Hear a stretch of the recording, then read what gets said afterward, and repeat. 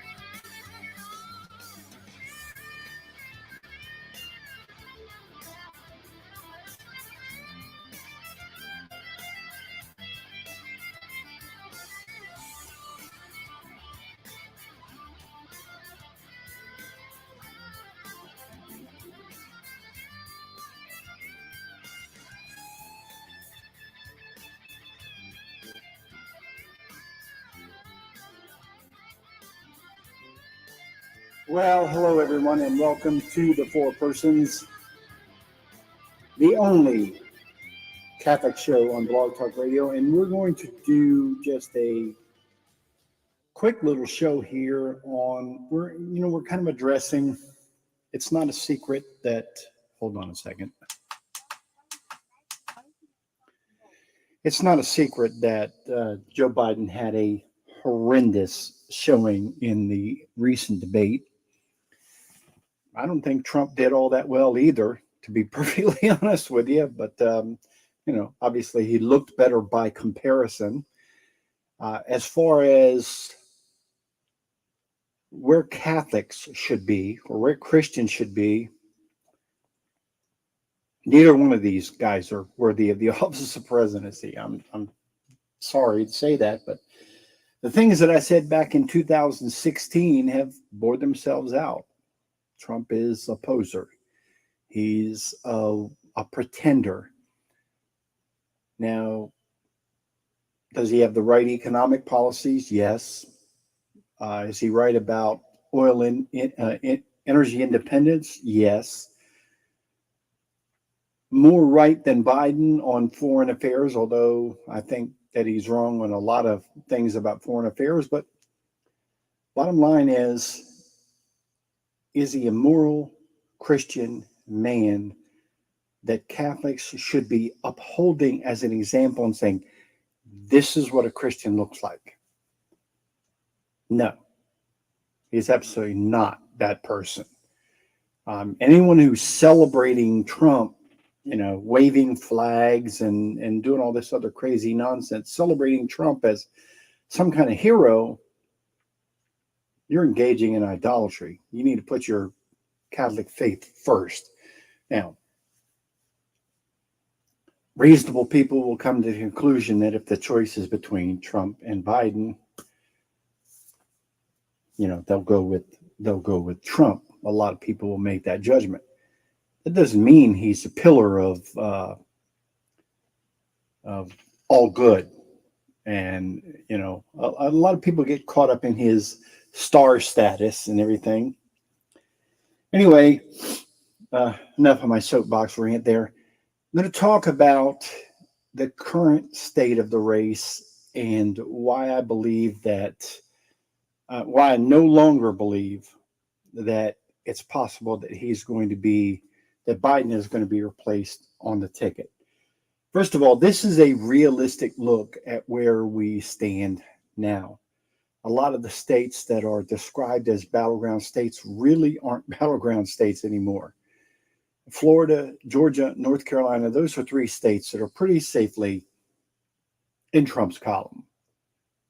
Barring something really dramatically unexpected, Trump's going to win those states. The states that are really, truly battlegrounds now, that are true toss-ups, and even a couple of these are starting to move out of that territory.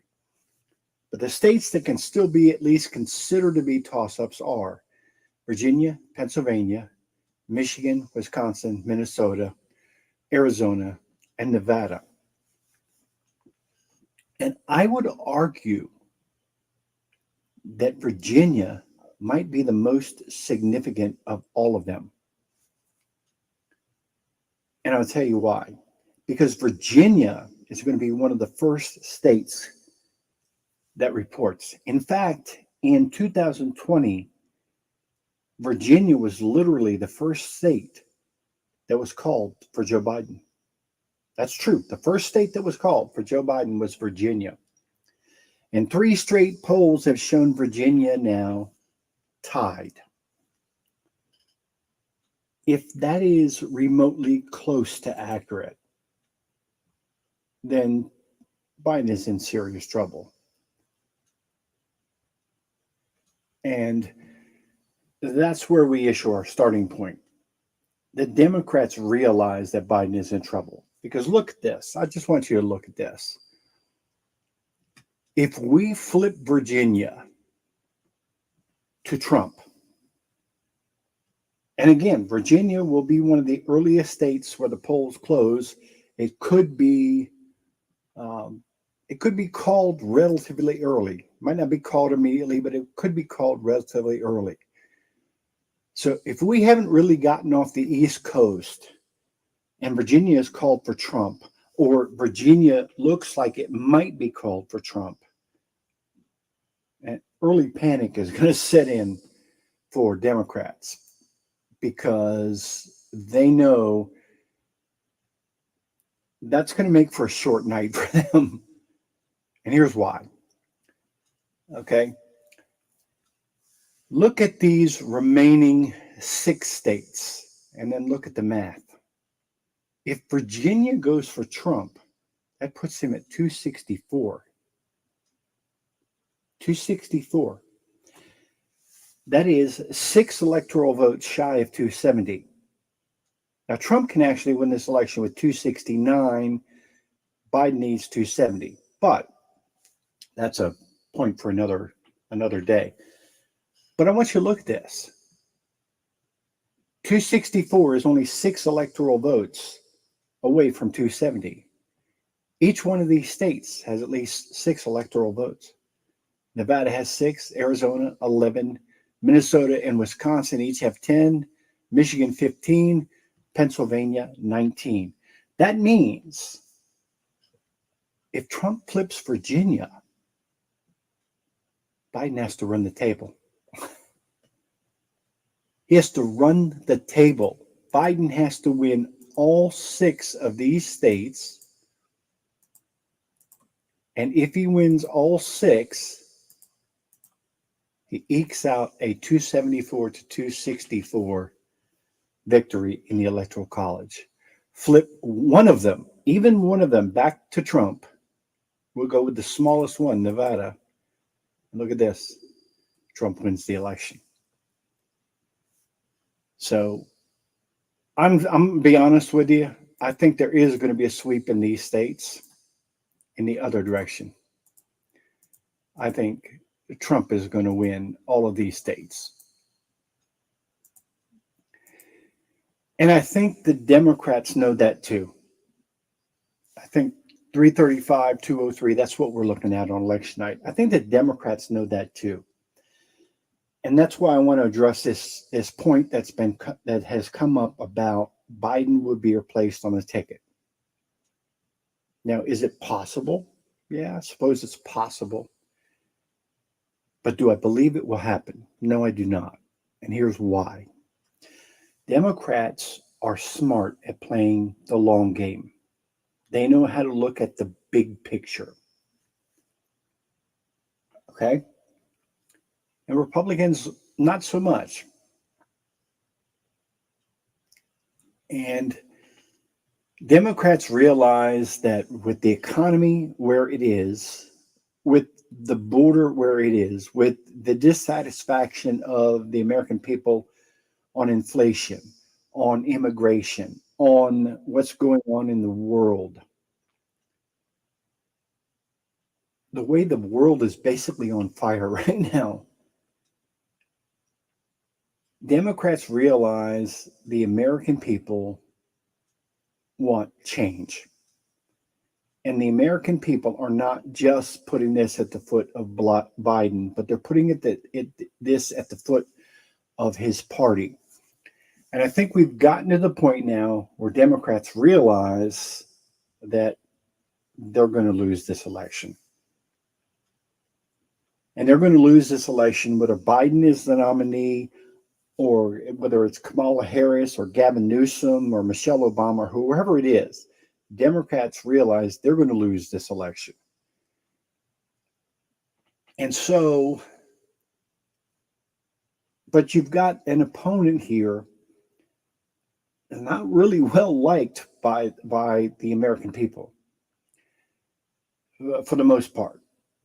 And this election is not being driven by how much people love Trump, but by how much they despise Biden. Well, after this election, if Trump were to win this election, and I believe he's going to, Biden's gone. We are in a country right now, we are in an economy that's headed for recession.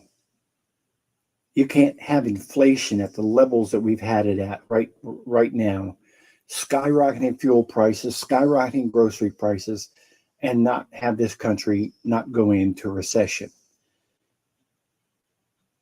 And what Democrats are going to do, what they're going to do, and I'm saying this from experience because I've seen it before. I've seen it happen before.